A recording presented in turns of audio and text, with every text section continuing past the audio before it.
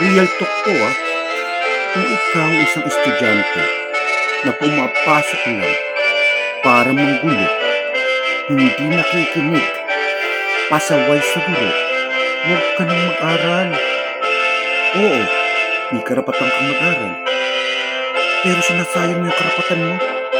Ang bawat karapatan may katumbas na obligasyon. Sa bawat panggugulo mo, di ba naapektuhan din ang kamag-aral mo?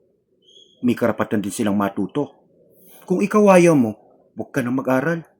At higit sa lahat, huwag mo nang pahirapan ang magulang mo. Sa mga magulang, kung hindi interesado ang anak niyo mag-aral, huwag niyo nang pag-aralin. Sakit din lang ng ulo mo yan di ba? Real talk lang, walang personalan.